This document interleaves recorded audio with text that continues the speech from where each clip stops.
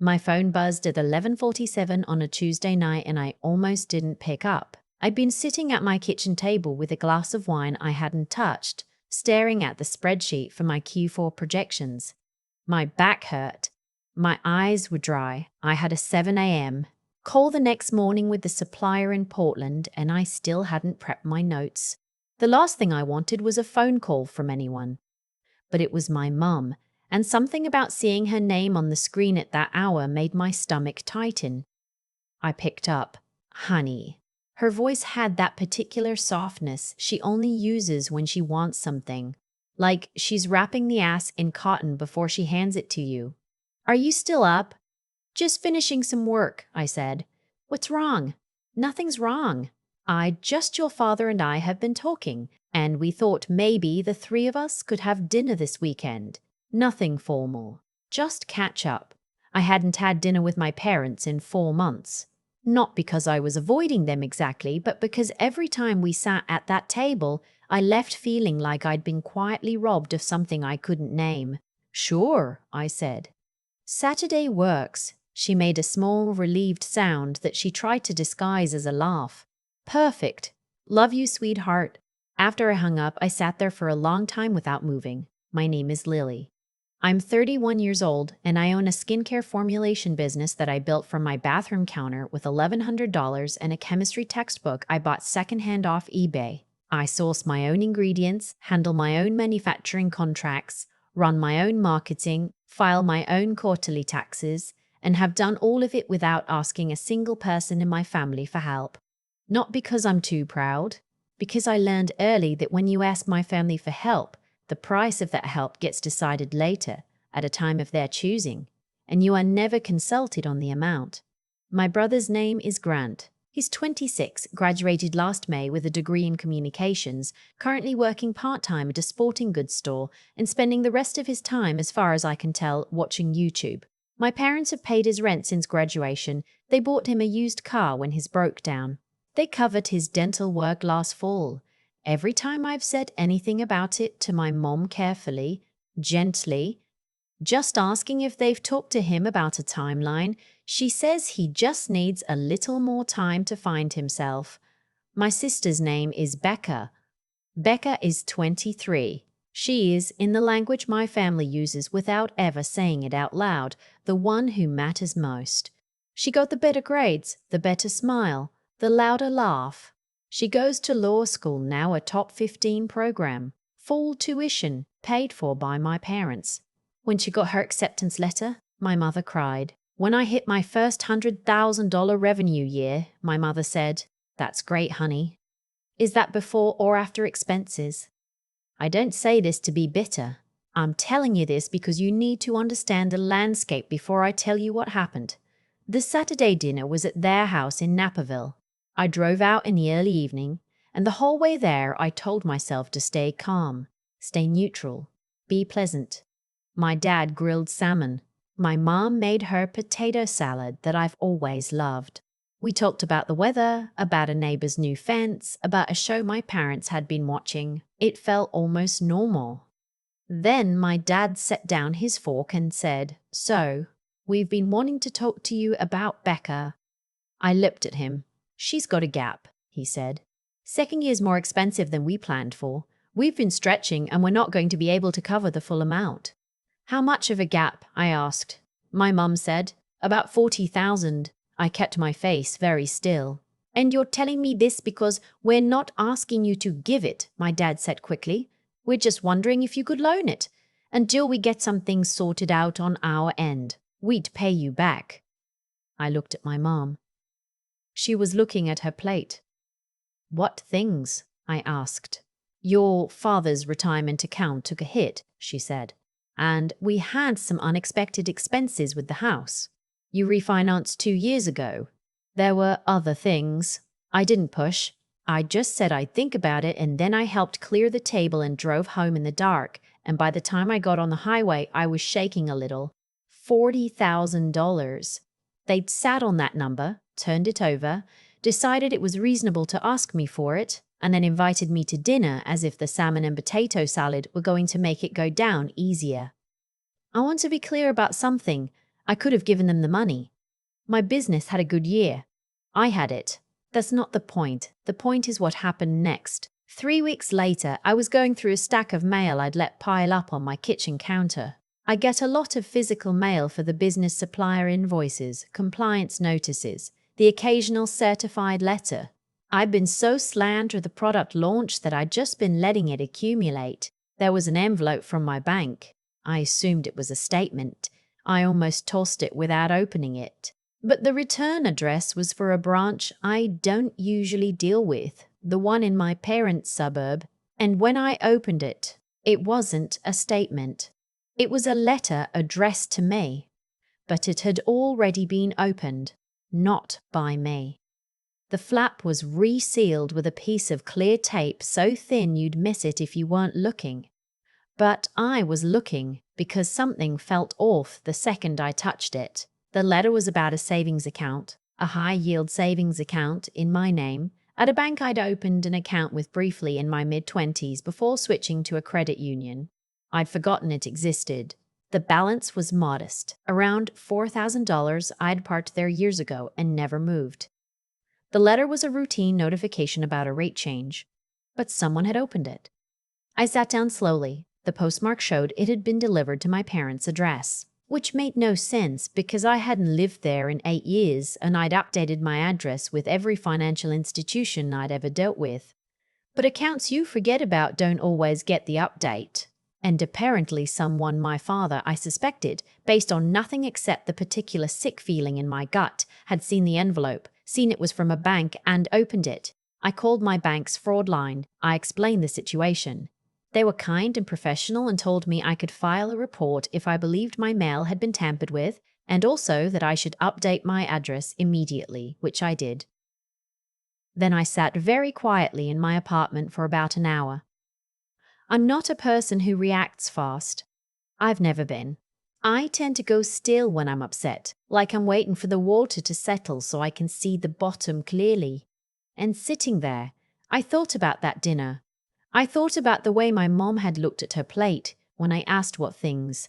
I thought about the 40,000, the refinancing, the carefully casual tone of the whole conversation. And I thought about my brother, who had never been asked for anything, and my sister, whose law school tuition had been treated like a given, and the way my own business had never once been mentioned at that table without a qualifier attached. I didn't say anything to my parents. Not then. Instead, I made an appointment with my accountant and then with my attorney, a woman named Helen, who specializes in small business and estate planning and who I've worked with for 2 years. I told Helen everything. She listened without interrupting, which is one of the things I appreciate most about her. The opened mail is a problem, she said. Technically, opening someone else's mail is a federal offense, even family. I know, I said. Do you want to pursue that? No, I said. Do you want to pursue that? No, I said. Not right now. What I want to do is something else. I told her what I was thinking. She looked at me for a moment, then she said, "That's clean. That's actually very clean. Let's talk through the structure." What I was thinking had started as a small, almost involuntary thought on the drive home from Naperville that night, and over the following weeks it had grown into something precise and deliberate. My brother had been living in a rental in Wicker Park, a decent neighborhood, not cheap.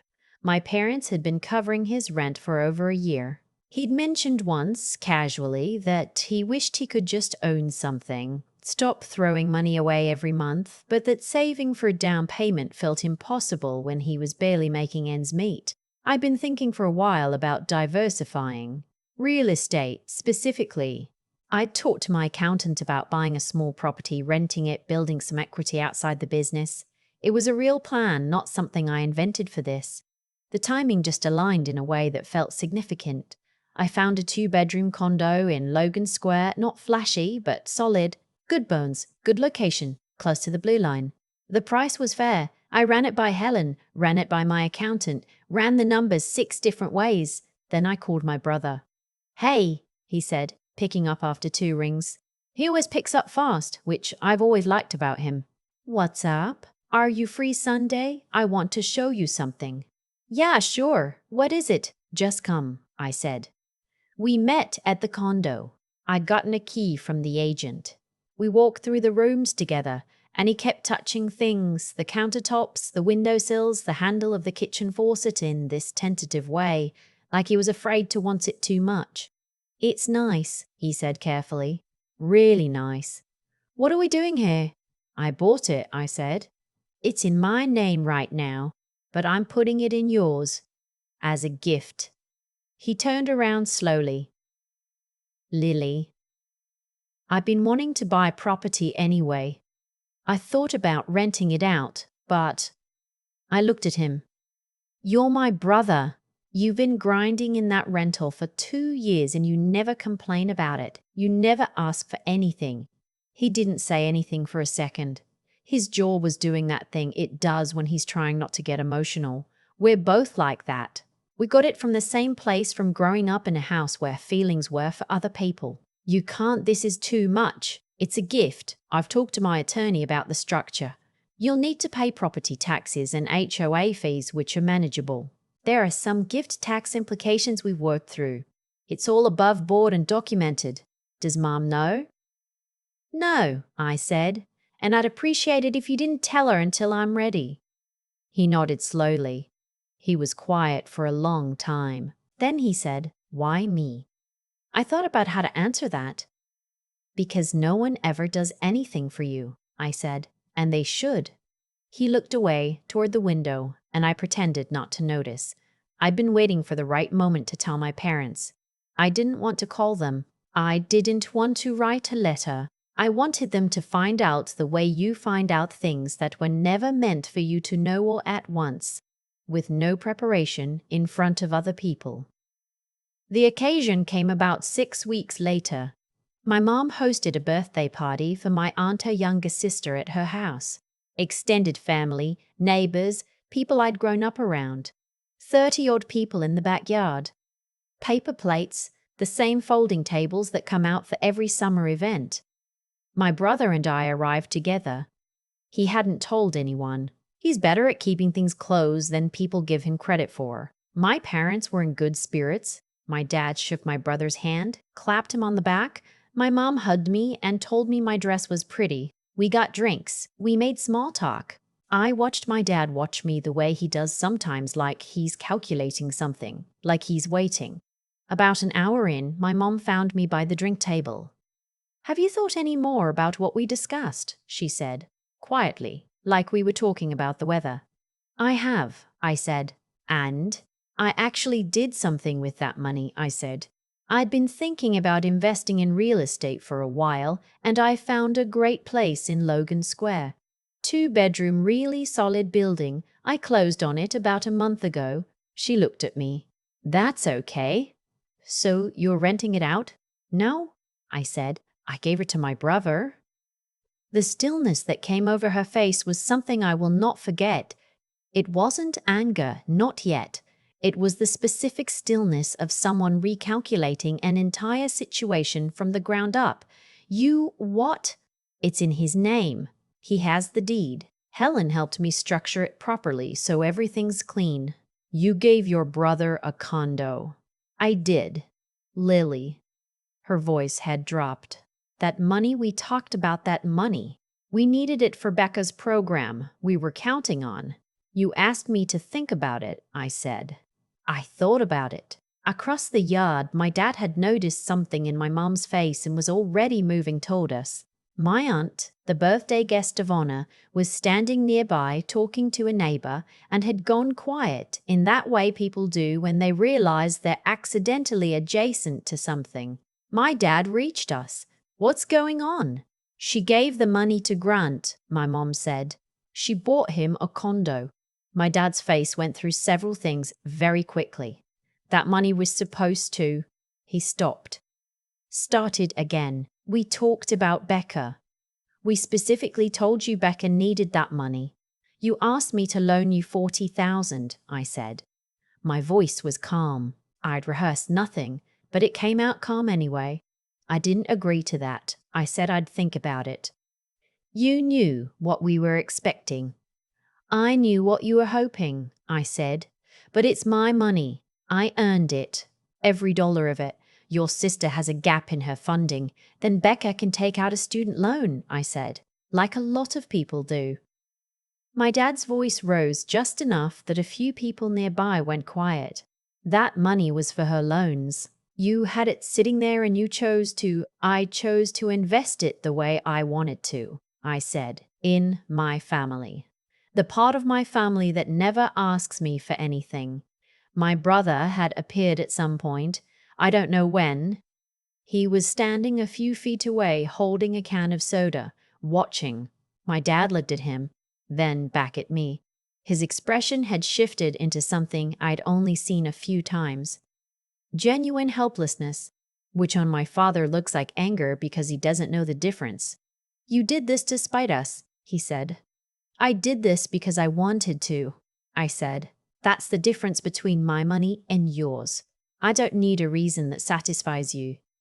My mom was crying a little, which she would later say was humiliation, and she wasn't wrong. We were in the backyard at my aunt's birthday party, and this was happening in front of people. I hadn't planned it that way deliberately. I'd just known that telling them privately would result in a long, circular argument that I'd already had 100 versions of, and that the only way to end a story is to end it somewhere you can't take it back. My aunt walked over.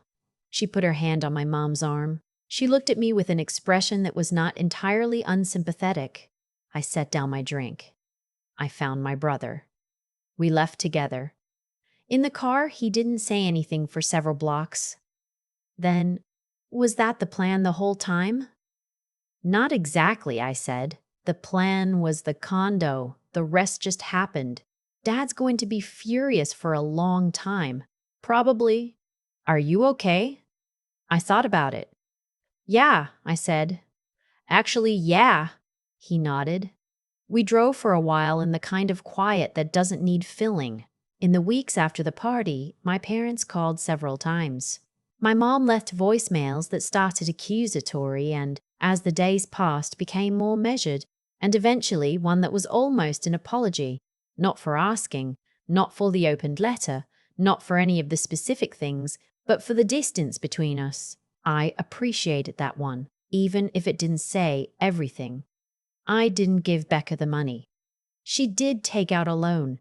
She's gonna be fine. She's capable of being fine. She's always been capable of it. She just never needed to find that out before. My parents have since had a longer conversation with her about the full cost of the program and what they can and can't cover.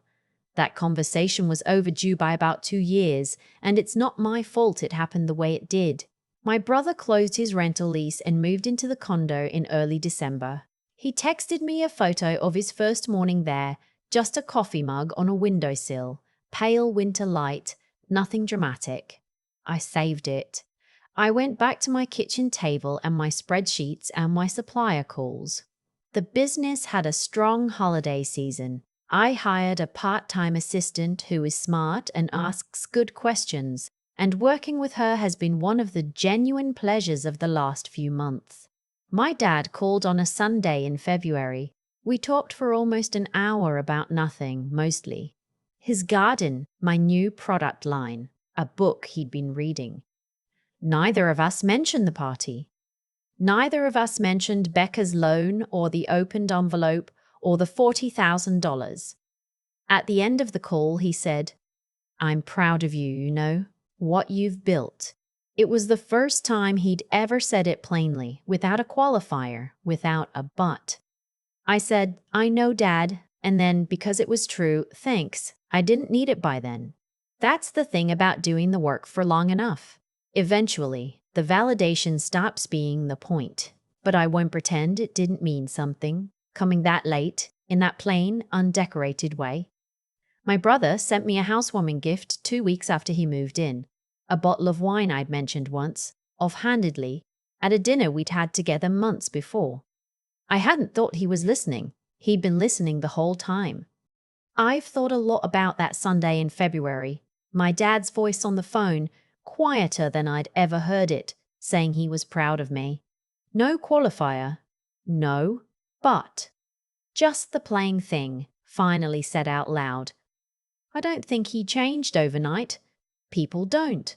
But I think something in him understood. maybe for the first time, that my success wasn't something that had happened to the family. It had happened because I built it, alone, with my own hands, my own money, my own judgment. And when I chose to use what I built, I got to decide where it went. That's the part I keep coming back to. Not the drama in the backyard, not my dad's face when he realized what I'd done, but the quiet fact that none of it would have been possible if I hadn't spent years doing the unglamorous work. Getting up early, making the supplier calls, running the numbers again when they didn't add up. Nobody sees that part. Nobody claps for it. It just has to be done, and you either do it or you don't. I think about Grant a lot too. He never asked for anything, and for a long time I think that worked against him, because in my family, the ones who ask the loudest are the ones who get. He just kept showing up quietly, working his shifts, not complaining. There's a kind of integrity in that, a kind of decency that doesn't announce itself. And I think the reason I wanted to do something for him wasn't pity. It was recognition. I saw what he was doing, even when no one else bothered to look. And that recognition, the ability to actually see the people around you clearly, not just the ones who are loudest or neediest or most convenient to love, that's something I had to learn. It didn't come naturally. I spent years being so focused on my own survival that I almost missed it. Almost. Here's what I know now that I didn't know at 25. The way you build something matters as much as what you build. You can grind your way to a good bank account and still be broke in every other sense if you're not paying attention to what you value and why. I paid attention. I asked myself hard questions about the money, about my family, about what I actually owed people versus what they decided I owed them. I got a good attorney. I documented everything. I didn't act out of anger, even when I had every right to. That's not coldness. That's what it looks like when you stop letting other people define the terms of your own life. My mom's voicemails softened over time. Becca is still in school, still on track, handling her loan payments. The world did not end. It never does, even when people insist it will if you don't give them what they want.